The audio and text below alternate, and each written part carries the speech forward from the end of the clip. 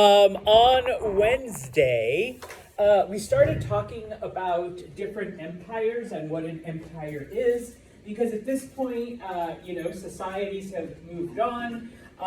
Remember, and when I do ask you this, bless you, any one of these answers are acceptable. When it comes to an empire is where many lands, many different, I just wrote people up here, but I mean like ethnic groups, different kinds of people, maybe 2 or 3 kingdoms, or various languages. They're all brought together, usually by conquest, okay? They are all brought together under one ruler, okay? In addition, all right, empires aren't always like physical, all right, where land has been conquered. Sometimes we refer to, a trading empire. And we will look at one of those in this chapter. It's the Phoenicians, okay, where they don't conquer a lot of land, but they do have a lot of influence by trade, okay? Sometimes we can talk about, say, religious empire. In this case, we're going to look at the ancient Israelites, okay, and then later on, towards the end of the semester, we will look at Islam, where they're not united politically always, but they do spread their religion to a lot of places. And then, of course, there are other things, all right? So the first empire we were talking about was Assyria, okay?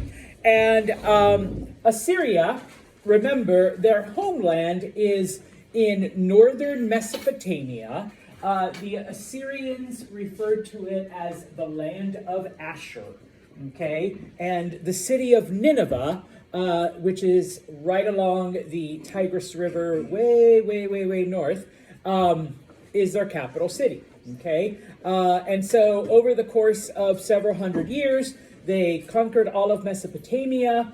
Ashur is one of their gods.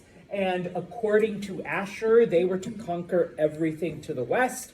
So eventually they conquer all the way, where are you? Here we are, okay? Purple area is the original land of Ashur, okay? There's the Tigris River where their capital city is. And then from that point on, after conquering all of Mesopotamia, they head west. Once they hit the ocean, they continue to conquer, eventually conquering all the way to Egypt, okay?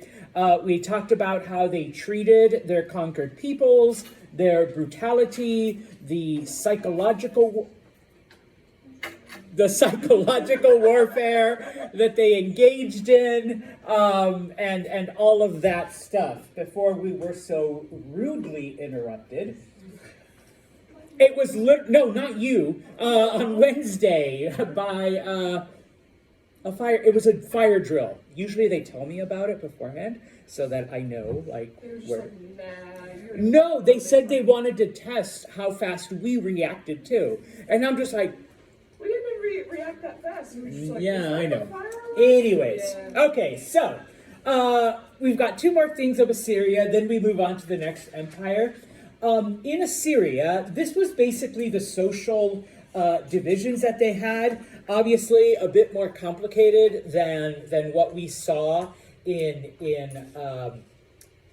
Babylon, okay, with Hammurabi's code and all that, and of course what we see in some other societies. At the very top, okay, was the king, obviously, okay, and even though I wrote king because that's what they called him, he was really like an emperor, all right? And of course, he was considered to be the representative of Ashur, the main god out of all of the Assyrian gods. And the priests and the ruling class were up there with him. Underneath that, okay, we have the military, the warrior class, okay? Now, remember that eventually, okay, one of the ways that the Assyrians assimilate their conquered peoples was to induct, sorry ladies, the men, all right, into the military. Okay, now, because the military was like only second to the king and the priests and the ruling class, okay, this became like a great motivator, all right? We just went from being conquered, all right, at the very bottom, okay, very bottom of the social list, to second highest, just by joining the Assyrian army and, becoming, super soldiers and whatnot, okay? Underneath that, they were called peasants. That's the closest translation we can get to English, all right, from ancient Assyrian. But basically, it was like literally everyone else, okay? Whether, you were like a carpenter or a mason or a farmer or whatever, okay? And within this, okay, you actually had different sub-levels. We don't know exactly what they were, okay? But we know that, certain groups had more privileges than others. So I would imagine if you worked with metals and made weapons, you were probably considered better than just a regular farmer or something like that. Okay, because typically that's the way it went in most societies. It's the Assyrians that introduced the concept of debt slavery, okay?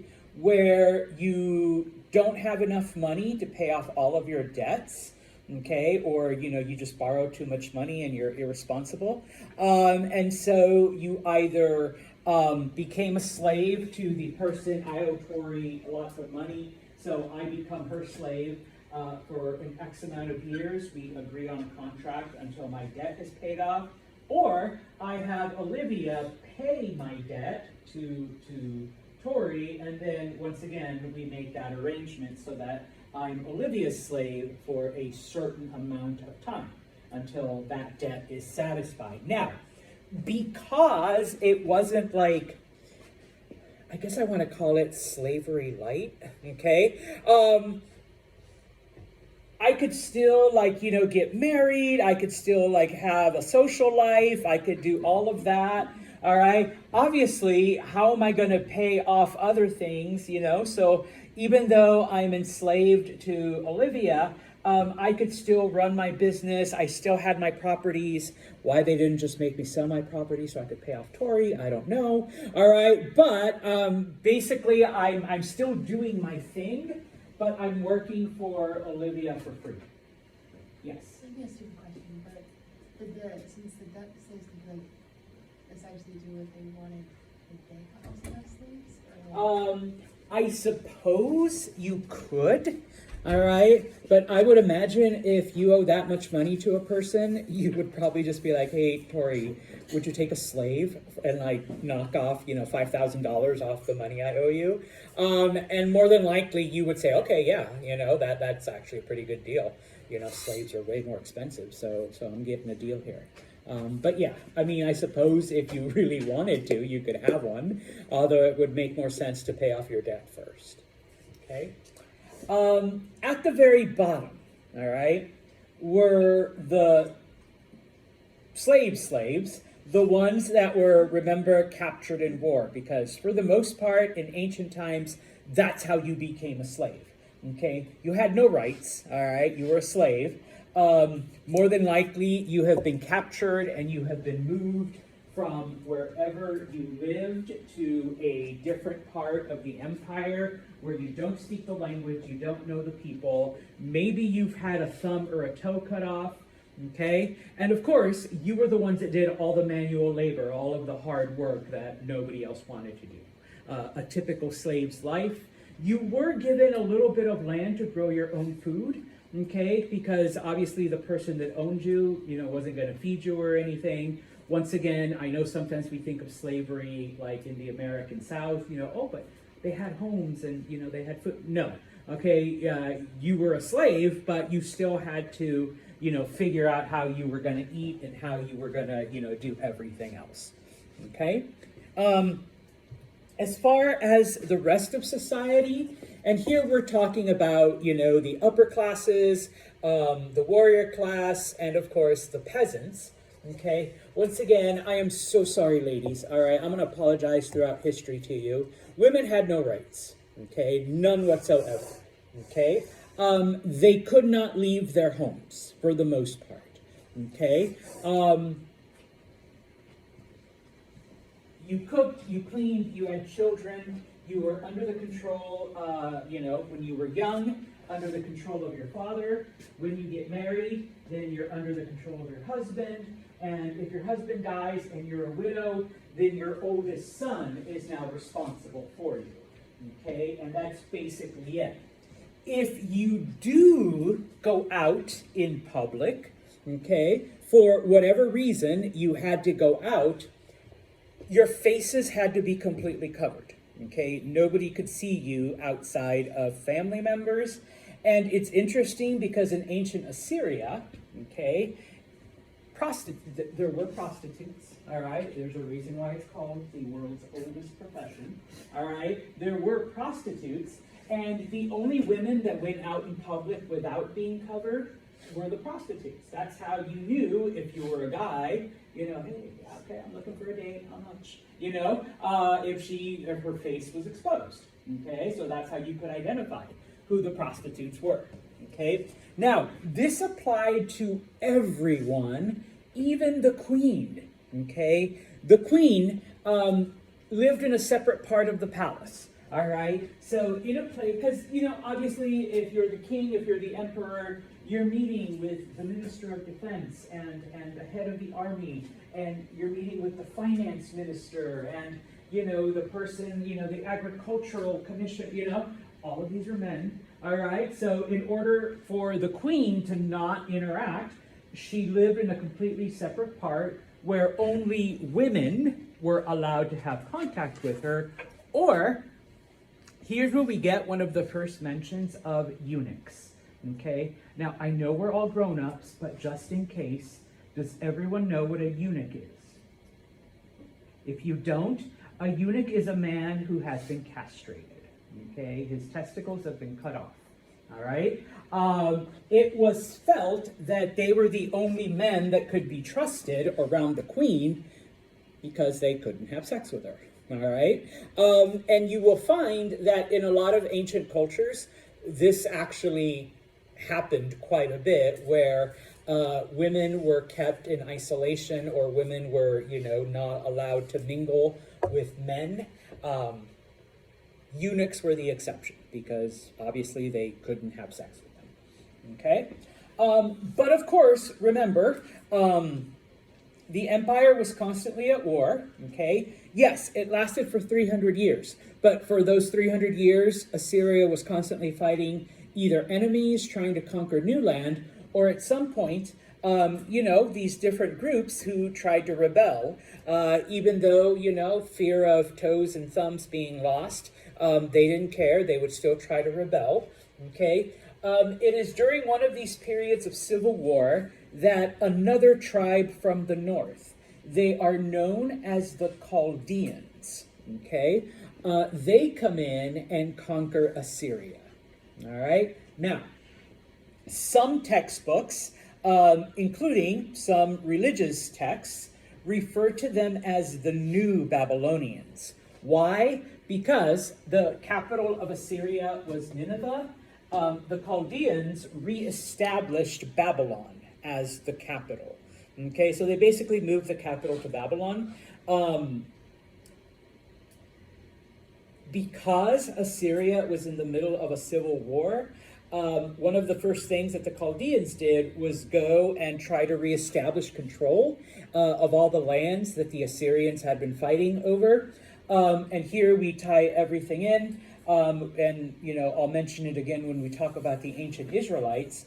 They go and they capture Jerusalem, and it is during this time that we see the first of the Jewish spreading them out everywhere, where most of the Jewish people are brought to Babylon, okay? And, they're basically prisoners, they're slaves there, okay? And so that is the end of Assyria, all right? Now we look at the next empire, okay? And that is Persia, all right? Now, while Assyria was, pretty powerful and they did conquer quite a bit, it is nothing compared to what the Persians did. And in fact, many empires, didn't get as big and as powerful and as influential as Persia. All right? Where where is Persia? Once again, I am going to ask you the ancient names for modern places. Persia is modern-day Iran. Okay, who were the Persians? Well, the Persians were, and I didn't write it on there. I just put, horsemen from Central Asia. They were actually Aryans, the same group of people that eventually went on to India and mixed with the Indian population. Some of them stayed behind in Iran and mixed with the local population there. And they became, well, they divided up into two groups of people, okay?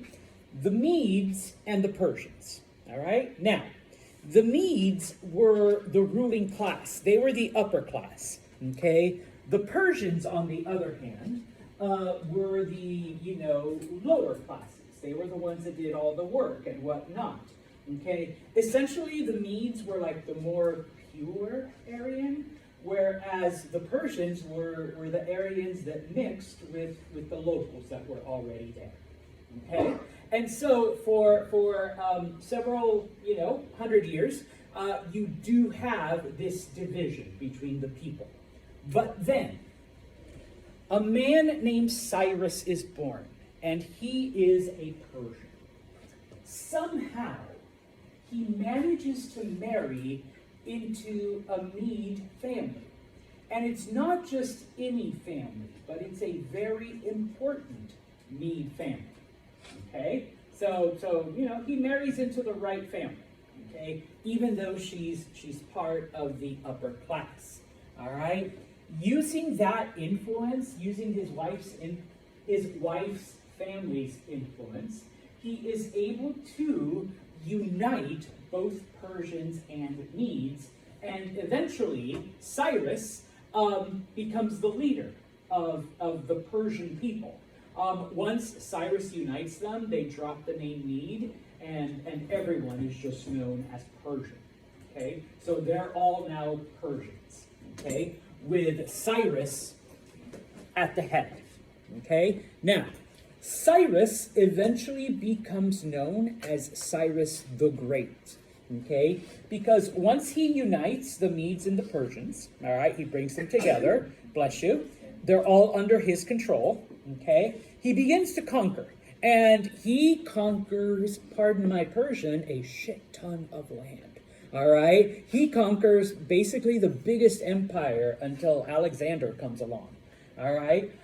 He quickly takes care of the New Babylonians. So they're like the Chaldeans. They're not in power for very long. They're in power for maybe like 60, 70 years. All right, so nowhere near what the Assyrians were. And he continues going west. He conquers west. He ends up in Anatolia, which is modern-day Turkey. He makes it all the way to the coast. All right, and on the coast, and we will talk about the Greeks, there's actually Greek colonies, all right? And he conquers those, all right? This becomes an issue later on for the Persians, okay? But Cyrus does all of this in a very, very, very short amount of time, okay? All right. Now, because the Persians were nomadic, okay, starting with the Aryans that come from Central Asia, once they end up in Persia, okay, they're still a nomadic people. Cyrus brings them together. They're kind of sort of nomadic still. I mean, some of them have settled down and built cities, and I'll explain how and why in a second. But because they had, and Cyrus is basically a conqueror, all right? Because they had a tradition of being a nomadic people, okay, they really didn't have any form of stable government, okay? It was basically like, we just kicked your ass and now you have to do what we say, okay? And so in the areas that Cyrus conquered, one of the things that he would do is he would adopt many of the local customs, especially the government structures. If he saw that it was something pretty good, he's like, okay, we're just gonna, do that. And, over time, eventually people began to see these things as Persian and no longer, whatever it was before. Okay? Eventually, by the time that Cyrus dies, because spoiler alert, he does die, all right, he has conquered all the way from Greece to India, all right, so that's a pretty big ass empire, all right, and then into the south, he has also conquered Egypt, okay. Now, unlike the Assyrians, okay, or even the Chaldeans, the New Babylonians, okay, Cyrus, when he would arrive, he's like, okay, I know we just defeated your army, but one, okay, we're not going to take you prisoner as slaves, okay? We're going to leave you be. All you need to do is pledge loyalty to me now, okay? As long as you do that, we're good, okay? In fact, I'm not even going to change your government, because your government works pretty good. We'll actually start changing the other things, all right? And he presented himself, when he entered an area where people had been displaced, because remember, the Assyrians had been in power for, over 300 years. The Chaldeans, less than 70. So there were still people who remembered, yeah, my great-grandpa used to live in Egypt, and he was brought, all right, all the way over here to Mesopotamia, all right? And so Cyrus would say, all right, Tori, you want to go back to Egypt? Go, all right? Go back to the land of your great-grandparents that were brought over, okay? And so in this case, one of the prime examples, all right, because remember, the Chaldeans had brought most of the Jewish people from Israel to Babylon, to Babylonia. He freed all of the Jewish people. He helped them go back to Palestine. He even gave them money to rebuild Solomon's temple. Okay, and so the Jewish people loved him, all right, because of this. That's just like the biggest example, but he actually does it for a lot of the other groups that that had been captured, both by the Assyrians and by the Chaldeans, all right. Unfortunately, as I mentioned, Cyrus dies, okay. Now, even though he was a conqueror, it's kind of funny, and if you go on to study more history, you do get to study how some of, the world's greatest generals and leaders and warriors end up dying. Most of them, it's in a very, ignominious way, nothing compared to how they live their life. Cyrus falls off his horse, and he breaks his neck. He wasn't even in battle. He was just riding one day. Something spooks his horse, and he falls and he breaks his neck. If he had actually died in battle or something, but yeah, doesn't happen. All right. If you take History 102, when we talk about the Crusades, there's a German king, Frederick Barbarossa. He was 72 years old, so why he was off going to war, I have no idea. Because he was the king. He falls off his horse as well, but he's wearing so much armor, all right, because this is, medieval times. He drowns in a creek because he couldn't get up because his armor was so heavy and he was 72 years old, all right? And so he just, literally drowned. I mean, the analogy is he drowns in a glass of water because it's like he can't move his head and he just keeps drinking water and he dies. All right, and yeah, so some of history's greatest leaders die in the worst possible, Napoleon died of syphilis on an island. Not the way one would imagine. Okay, and so Cyrus does have a son who becomes the new king. Unfortunately, his son doesn't. He's only king for 6 months before he's killed in battle. So the son, who isn't as important as the dad, he actually dies a warrior's death. Okay. Unfortunately, his son wasn't married yet and didn't have kids, okay? And so now there is a power struggle, okay? Who's gonna rule, all right? And so for a couple of years, there's actually a civil war going on between Cyrus's generals. During this time, some of the lands they get conquered manage to obviously liberate themselves while the Persians are busy fighting each other. Okay. Eventually, a general named Darius. Some people pronounce it Darius, okay? I go with Darius. Darius the First, he becomes the new ruler, okay? He's not only able to defeat some of the other generals, but he actually marries Darius's son's widow, all right? So it doesn't hurt that he marries the ex-queen, okay, type of thing. That kind of legitimizes his position, okay? And so after he becomes king, he spends much of his time busy putting down rebellions and, of course, conquering new areas, all right? And so, just to show you, there's the map, okay? This purple area, all right, is Persia. This is the original Persian homeland, okay? When the Aryans came down, all right, this is where they settled. The ones that mixed with the locals, they were called Persians. The ones that, were whatever, they became Medes, or they were called Medes. And then, of course, Cyrus brought the two groups together, okay? Once he brought both of them together, everything in the brown is what Cyrus conquered, okay? That's why he's called the Great, okay? The yellow parts are what Darius conquered, and while it doesn't look like a lot, okay, remember that during the Civil War, many of these areas had, basically made themselves independent again, and so Darius had to go back and reconquer them, all right? But Persia then went from Greece all the way to Egypt, and then all the way right onto the border with India, right onto the Indus River. Okay. Now, Darius is sometimes also called the Great because some of the things that he did. Okay. Before we talk about that, all right, I actually have a video. All right. And let's see if this works, because sometimes it doesn't. Yes, it does. Okay. Remember, well, I can't show you my video.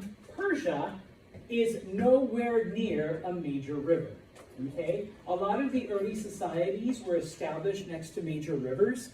Why? What does the rivers provide? Yes, that's okay, okay? You have water, you have things for agriculture, it provides those necessities, okay? Remember that one of the things that helps these empires form, we discovered a new metal. Does anyone remember what that was? Iron, which is way stronger than bronze, okay? And so Persia is because even Assyria and even the Chaldeans, they still had the Tigris and Euphrates, all right? They still had the rivers, okay? But Persia becomes the first major society that is established nowhere near a river, okay? So how'd they get their water? I'm glad you asked. Let me do this real quick. All right, and this will explain it. All right. Their crops and settlements. And what makes this engineering feat so remarkable is that they found this water not from rivers or lakes. Can you hear, Rocco? But from the most unlikely source of all, rocks. Persia emerged out of nothing. A rugged, hostile terrain built with only invention and determination. 3,000 years ago, nomadic early Persians roamed the parched, forbidding plateau. Finding water meant traveling long distances. It fell to a hybrid engineer, geologist and diviner called a Mogani to figure out how to bring it back to his people. Using nothing more than stone chisels, Moganis would build the first cornerstone of the Persian Empire. A breakthrough system of underground irrigation canals called qanats. They began by harnessing gravity to exploit the natural topography of their land, which sloped relentlessly down from the Alborz Mountains towards the Persian Gulf.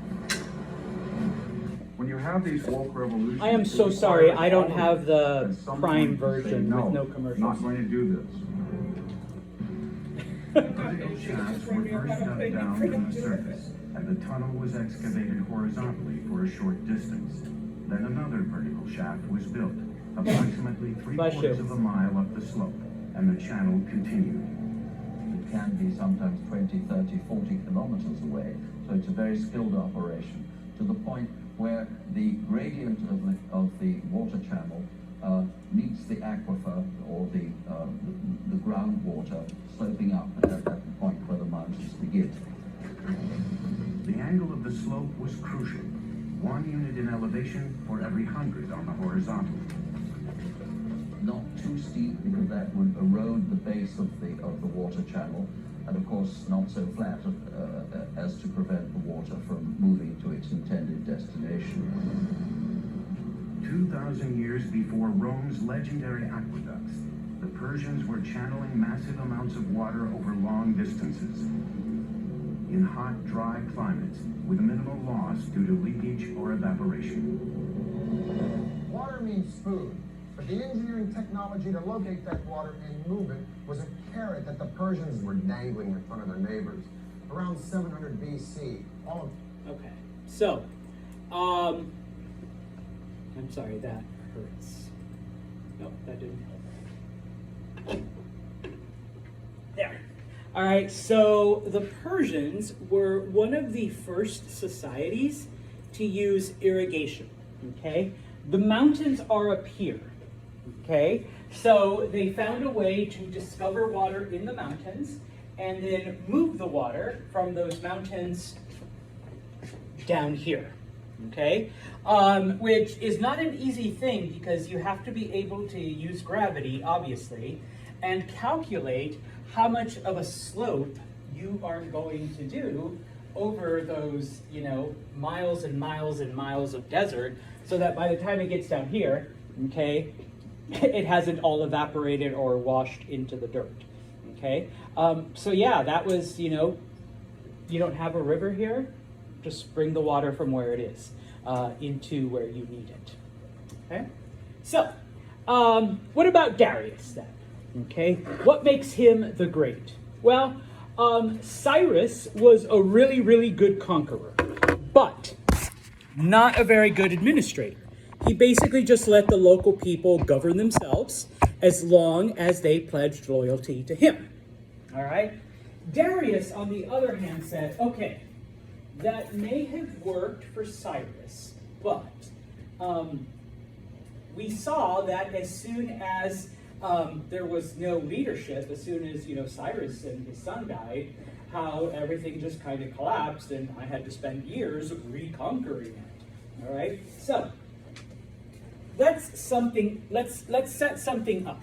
Okay, let's do stuff that will allow the empire to continue, because obviously he knew he was going to die at some point, whether it was in battle or from old age or whatever.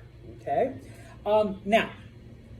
The fact is, people loved Cyrus, okay? So he continued to use Cyrus's method of allowing the locals to keep their governmental system, okay? If you've been doing certain things a certain way and they have worked, then go ahead, okay?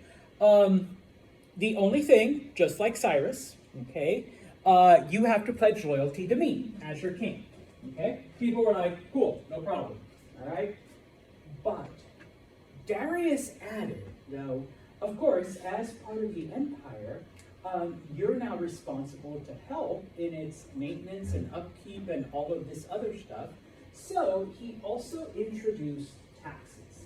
All right, now just as an FYI, all right, this is how pretty much every government functions. All right, they need money. And the quickest, easiest way of that is through taxes, okay? We don't like them, of course, but this is how a government can function. And so Darius was like, okay, if you don't want us to be, mean bastards like the Assyrians were, all right, we're going to need you to give taxes willingly, all right? And the people were like, okay, as long as you leave us alone, let us do our thing. And it was fine, okay? Now, one of the other things, of course, is remember that when you have an empire, all right, all of this, but when it comes to different languages, okay, the Assyrians basically forced everyone to use the Assyrian language. Okay, they integrated you by, you know, marrying you off to Assyrians and making you more Assyrian, and eventually, you know, the people literally disappeared from history because they blended in over the 300 plus years with the Assyrian population and the language. Okay, Darius took a different approach. So did Cyrus, but Darius says, okay, you all can speak your own languages, all right? So whatever language you speak, that's fine. But Aramaic will be the official language of the empire. And this is kind of interesting because it wasn't even Persian that he said, okay, Persian is going to, because we're Persians and it's the Persian. No, they used Aramaic. And why was that? Well, because, and this goes back now once again, remember the first people to invent writing were the Mesopotamians, and so they were the scribes still, okay, even after thousands of years and different conquests. And by this time, they are writing in a language called Aramaic, okay? And Darius was like, okay, I'm not going to make these poor scribes now have to come up with an entire new written alphabet to accommodate Persian, okay? And then change everything into Persian, okay? We're just going to have you guys then go out to the different places and use Aramaic. And Aramaic will be the language of government, Persian will be the language of Persia, and then everywhere else can keep their own language, okay? But all of the empire's functions will be done in Aramaic, okay? And people were like, okay, we can deal with that. We can, you know, okay, Mahalia, you're going to learn Aramaic because you're going to be our representative. You too, Maddie. Everyone else can just keep functioning in whatever. Okay? Now, this is all set up. And Darius is like, okay, I'm just one king, can't do everything. And so he comes up with a very innovative system that, you know, most countries still use today. He took the empire and divided it into 19 provinces. He called them satrapies. Okay? Each one was ruled over by a satrap. Okay? Usually, he took a local person and promoted them, because, you know, Maddie took the time to learn Aramaic. And so now you can be the ruler of your area, okay? And he pretty much gave them the liberty to run things the way they wanted to. Who was the only person they answered to? Darius, the king. That's it. Okay? And so, all right, and let me just back up, you know, because this map actually shows the different satrapies. There's Egypt, that was the 6th. Syria was satrapy number 5. Silesia was satrapy number 4. Lydia was number 2. Okay, you know, and all of this is outside of Ashur. Okay, Media was the 10th. All right, it went as far east as Saka and Bactria and India and Parakania and all of those. Like if I hate Maddie, I'd send her to Saka. That's out in the middle of nowhere. All right, but you're in charge, okay, and you can do whatever you want out there. So yeah, he comes up with this system where we divide it up into provinces. Every province has a ruler over it. The ruler can do whatever the hell they want, and they can organize the government the way they want. In the end, they're all loyal to me, okay? And so they answer to me, okay? Some of the other things that Darius did during this time, as I already mentioned, he implemented taxation, and he made it a universal thing, okay? So that, you know, taxes were taxed according to people's, you know, wealth, all right? He is one of the first rulers to build roads, okay? Before this time, roads literally just happened because it's where everyone just kind of walked over and eventually like it smooths out and it's like, well, I guess this is the way everyone goes. So everyone just followed, okay? But Darius is the first ruler to use tax money to not only build actual roads, but then maintain them. Okay, because they do need maintenance, and, you know, in theory, that's what our taxes pay for around here, is to maintain. Yeah, Tori's already laughing, because they don't. All right, at least they didn't plow my road. But, you know, like all of that other stuff, okay? When it came to weights and measures, because remember, an empire is made up of a lot of different things. And back then, each group used something different. Okay? He's like, okay. We can't have you use inches and then you use meter or centimeters. Okay? No, everyone's going to do the same thing so that you're not having to convert with every different country that we conquered. Okay? Same thing with money. Okay? No. You guys use pesos, you guys use dollars, you guys use, cans, whatever. No, everyone's going to use gold, all right? And the gold is all going to be worth the same amount. Okay? He was one of the first to try to do that. Okay? Especially with the weights and measures. If you think about it today, what does the entire world, except for the United States, Burma, and Liberia, use? Metric. Okay, no, seriously, there's only 3 countries on the planet that don't use metric. Us, a country called Liberia, which is in Africa, and Burma/Myanmar, which is in Asia. That's it. Okay, those are the only 3 that don't, that use, inches and feet and miles. Okay, everybody else uses metric. All right? Seems a lot easier than whatever the hell we got it going on. Yeah, well, I can't explain the other 2 countries. Americans are just stubborn. All right, so we just refuse to. And honestly, people say it's hard, and I suppose it kind of is, but only as you're switching your brain into it. Like, I've lived in South America, and after a while, you actually start thinking in it, and it's normal. So when someone says, oh my goodness, it's 12 degrees, you're like, yeah, it's a little bit chilly. Or when someone says it's 28 degrees, you're like, yeah, it's fucking hot in here. Because, as opposed to other stuff. Or yeah, it's only, and honestly, a meter, if you want to visualize it, it's from this armpit to your fingertip, about. Okay, I mean, obviously, if you have a longer arm than Mr. Santos, then, more or less, sorry, now I'm thinking in Spanish. All right, because that's what I think in metric. Stuff like that. So, but yes, Darius was the first to try to do this. Okay, now, before we talk about Persian culture, all right, once again, I have, let me find the time, 1950, okay? Because, a little bit back, sorry, I used to have this, the library used to subscribe to this, and they were all broken down, and then we don't have our subscription anymore, so now I have to, there we go. All right.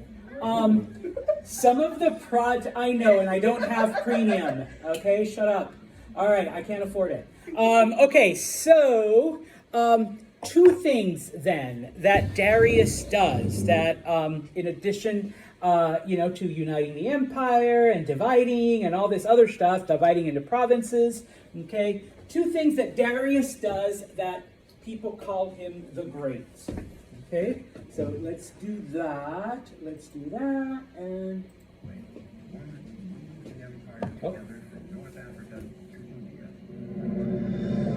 Extending over 1,500 miles of the empire, he would call it the Royal Road. This was quite the engineering feat because this had to traverse through mountains, forests, deserts. So typically, earth would be packed, hardened, for example. They made up at asphalt.